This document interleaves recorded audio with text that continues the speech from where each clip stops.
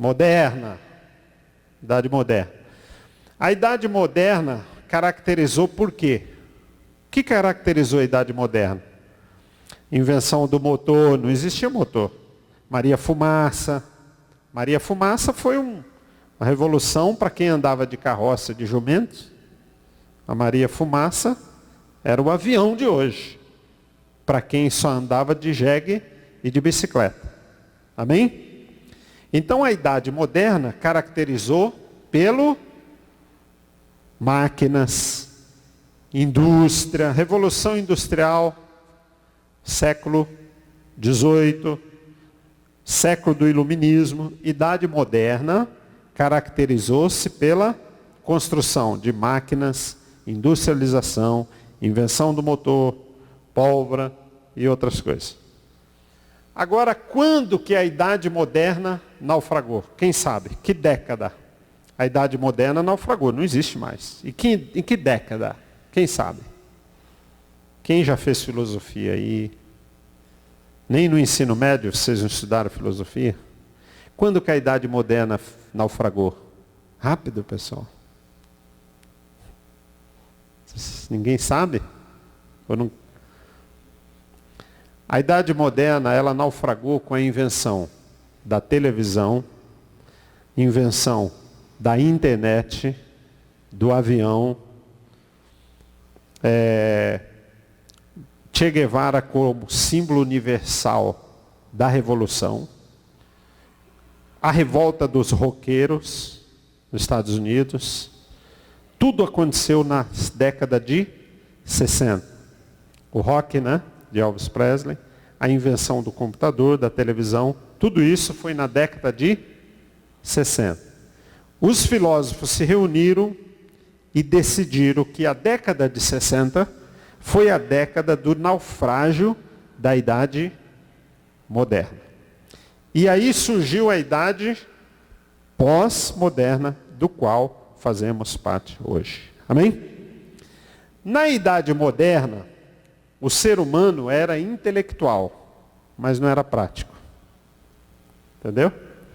O ser humano lia na Idade Moderna, o professor da Idade Moderna, da década de 50, professor universitário da década de 50, já tinha lido mais de 20 mil livros. Era normal um professor universitário na década de 50 ler 10 mil livros. Isso é café pequeno para um professor universitário. Pastores protestantes, na década de 50, alguns leram a Bíblia mais de 1000 vezes e escreveram mais de 600 livros. Por que isso, esse fanatismo, Porque não tinham o que fazer. Não existia televisão, não existia internet, não existia avião. Não tinha o que fazer. Entendeu? Era diversão ler.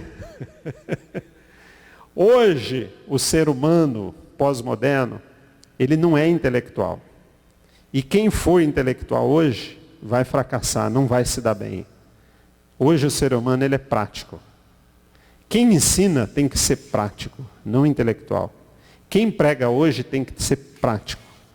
Hoje a teologia é caracterizada pela praticidade da teologia.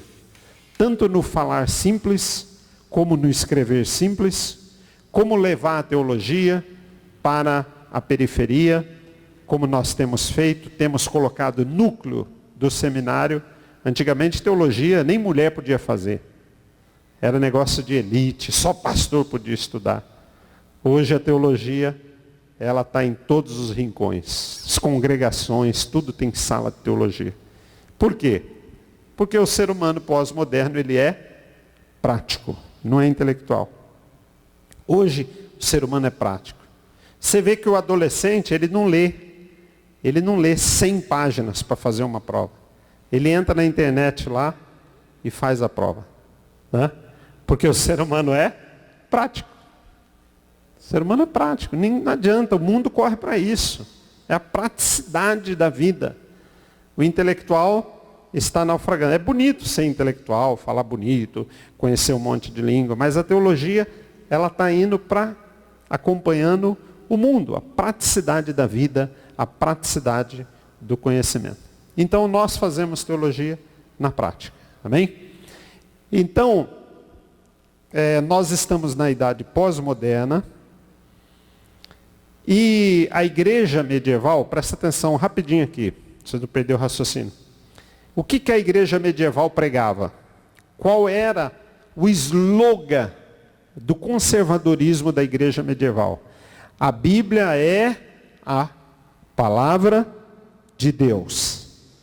Esse pensamento era o fundamento ortodoxo da igreja medieval. Amém? Tanto católicos como protestantes, a Bíblia é a palavra de Deus. Período medieval.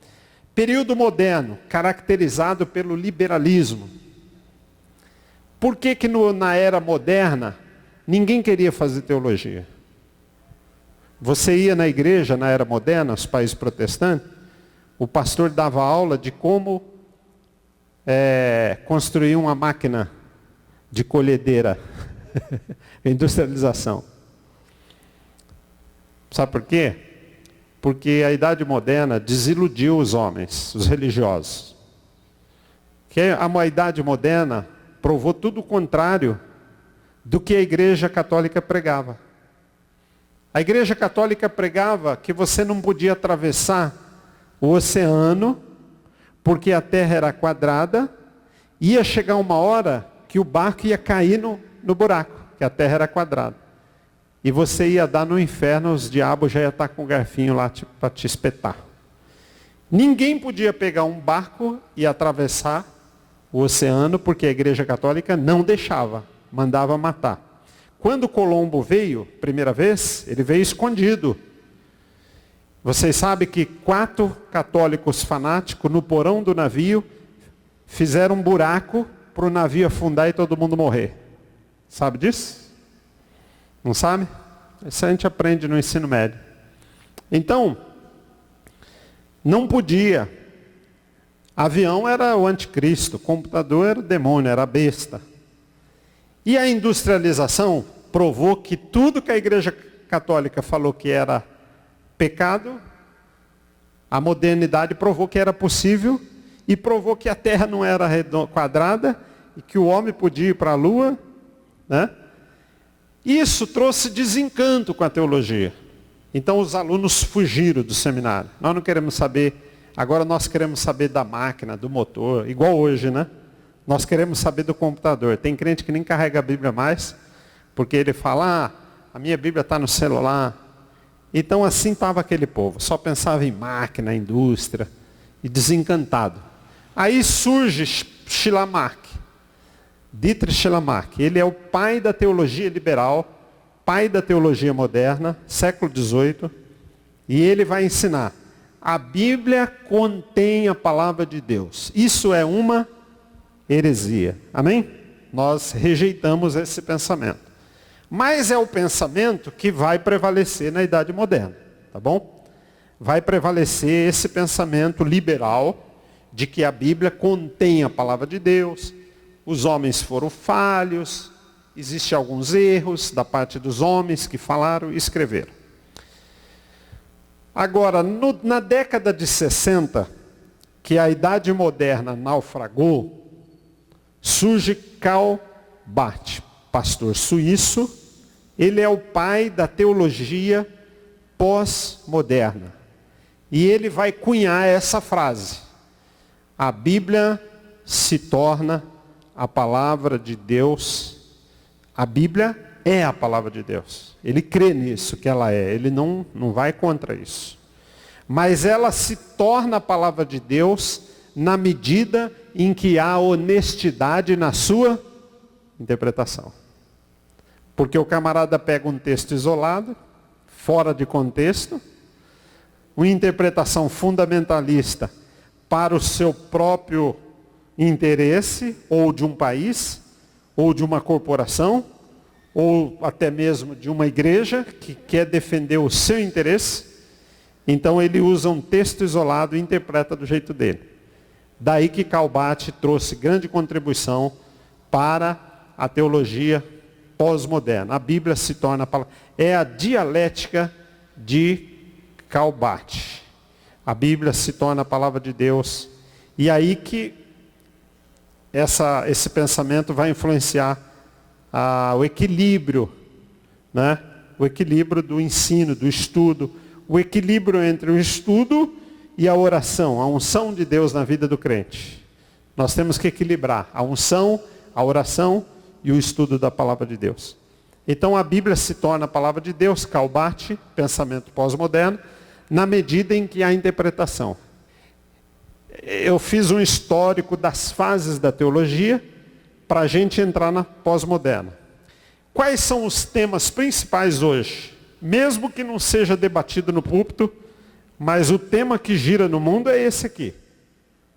Pode ver. Primeiro, o enfoque da teologia da libertação. Na década de 80, Brasil era um país de quinto mundo, quintal dos Estados Unidos.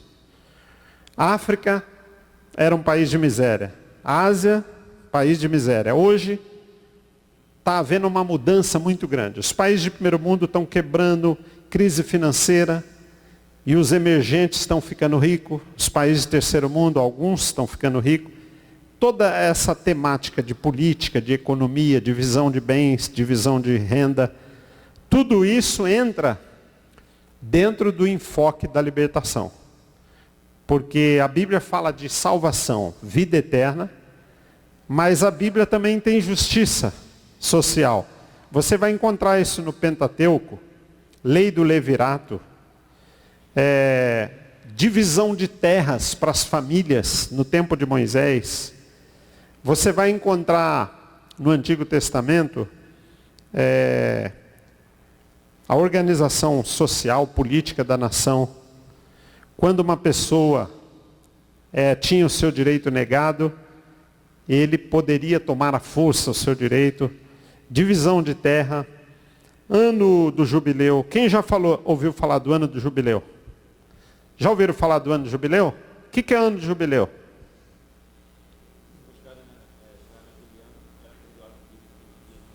Pastor Gileno está dizendo que o ano de jubileu, todas as dívidas eram?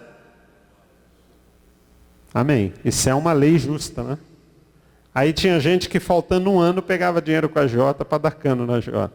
Mas era uma lei que tinha que ser cumprida. O que mais acontecia no ano de jubileu? O que mais? Todos os escravos eram alforriados. O que mais? Todas as casas hipotecadas por dívidas no banco ou agiota eram devolvidas para o dono de origem. Lei justa, para não ter miséria e pobreza na nação. Quem fez essa lei? Deus. Então, teologia da libertação é um tema que está sob o enfoque de Deus. É objeto formal. Você tratar desse tema, da questão social, política e econômica do nosso país. Esse tema da libertação foi muito forte na década de 80. O pai da teologia da libertação foi um brasileiro, o maior teólogo vivo do mundo, excomungado pela Igreja Católica, Leonardo Boff. É um barbudo que sempre fala na televisão. Ele tem muita heresia, mas tem muita coisa boa. Compra Jesus o Libertador, editora Voz, o melhor livro. Eu li mais de 1.500. O melhor livro que eu li depois da Bíblia é Jesus o Libertador, editora Voz. Compra esse livro. Vai mudar sua visão, seu ministério, é fantástico. Editora Vozes, entra na internet, você recebe em casa. Jesus o Libertador, editora Vozes, Leonardo Boff. Teólogo, doutorado, PhD, fala 12 idiomas, leu a Bíblia mais de 1000 vezes, conhece a Bíblia no grego e no hebraico de cor. Tem muita heresia, mas esse teólogo. Mas eu estou falando, o livro, Jesus o Libertador, é um livro fantástico. Pode ler, é devocional, você vai aprender muita coisa, é gostoso de ler. Eu tinha 3, emprestei, agora estou sem nenhum. Por isso que eu não vou te emprestar. O enfoque feminista. Na década de 20 no Brasil, a mulher não podia, o quê? Década de 20. Votar. Quando que a mulher votou pela primeira vez na vida? Depois de 10 mil anos, a mulher veio votar quando, pela primeira vez, no Brasil? Getúlio Vargas, né? Acho que 1932. Primeira vez que a mulher votou. A mulher não podia tirar a habilitação.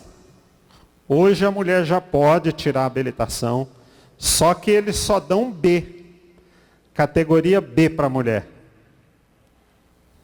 Você sabe o que é B? Barbeira? O irmão que falou, não fui eu.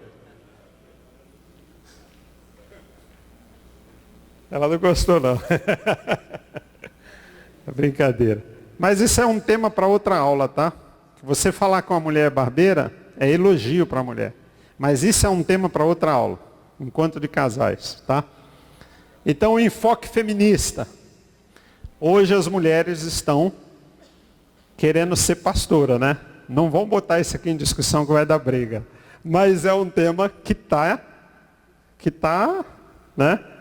Eu creio que a mulher pode pregar, evangelizar, curar, expulsar demônio, ensinar, estudar. Mas é uma discussão que nós vamos marcar um outro dia para falar sobre isso, tá bom? Não vou entrar no mérito, se a mulher pode ou não ser pastora. Mas é um tema que está em foco, amém?